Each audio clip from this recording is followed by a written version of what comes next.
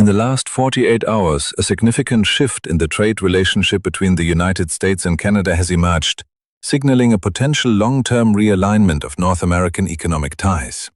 The situation escalated following a blunt communication from the United States Trade Representative directed at Ottawa. The message established a firm precondition. If Canada seeks a trade deal, it must be prepared to accept a higher tariff rate.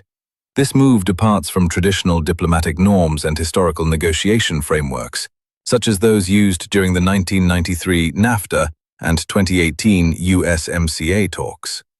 Rather than an open dialogue where both sides present positions and seek concessions, Washington has effectively issued an ultimatum, demanding submission to terms before formal discussions begin. The timing of this pressure coincides with a period of high economic stakes for both nations. Trade data confirms that Canada is the primary export destination for goods from more than 30 U.S. states. The bilateral relationship supports critical supply chains, including energy exports from Alberta to the American Midwest, agricultural flow, and a highly integrated automotive sector where parts cross the Ontario-Michigan border multiple times during production. Despite these interdependencies, the U.S. has opted for a high-pressure strategy.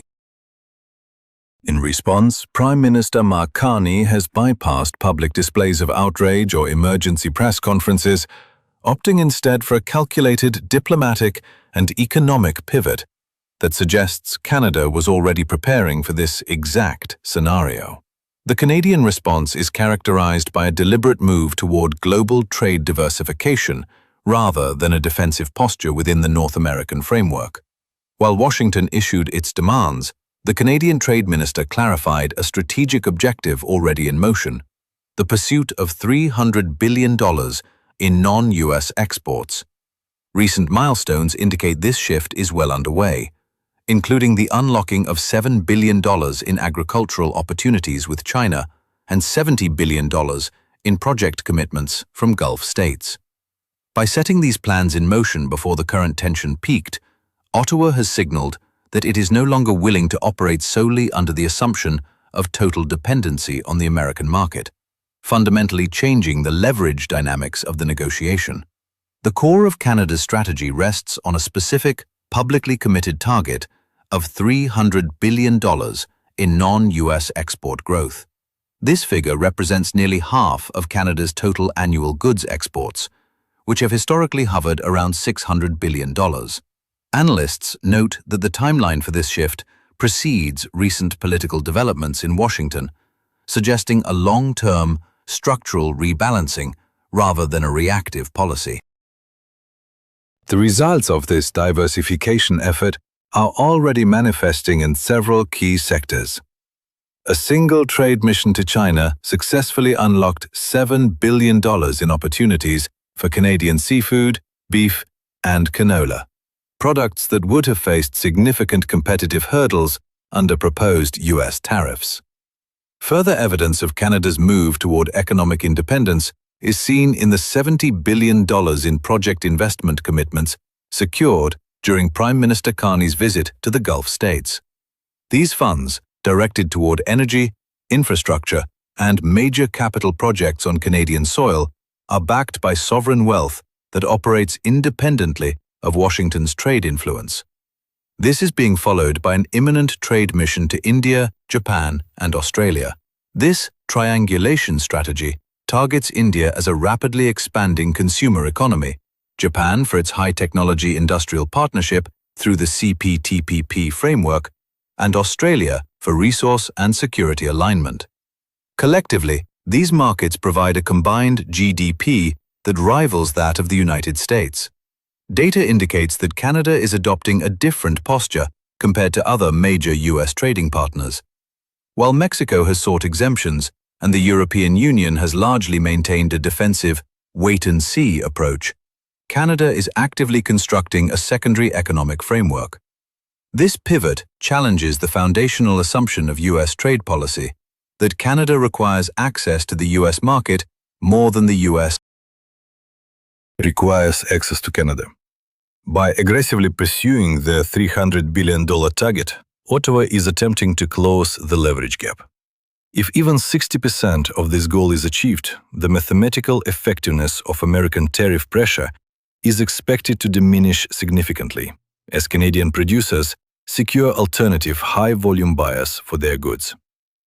The ongoing standoff carries significant implications for the broader North American economic architecture and the global perception of U.S. trade leverage. Central to the current tension is the erosion of historical interdependencies, particularly in energy and critical minerals.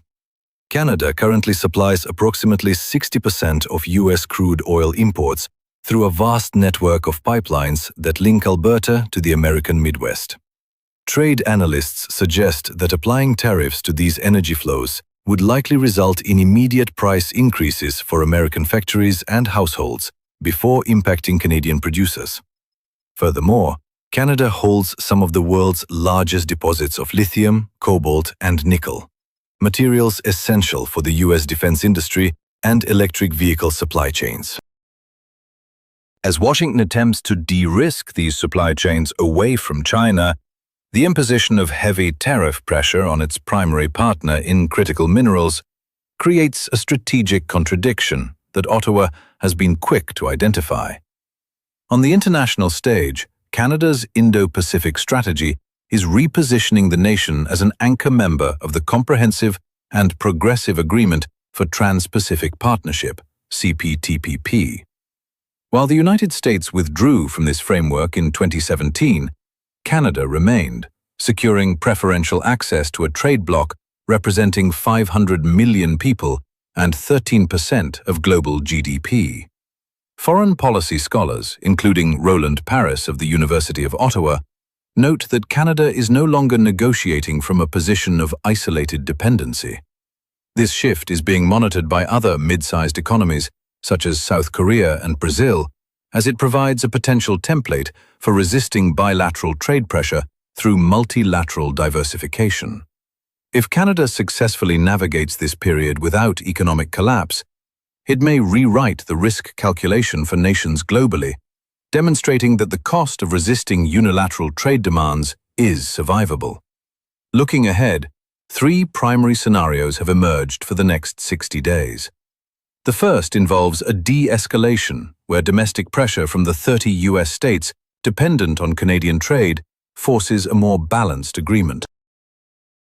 The second scenario is a continued escalation of tariffs, which would result in short-term volatility for the lumber and manufacturing sectors, but likely accelerate Canada's permanent pivot toward Asian and Gulf markets.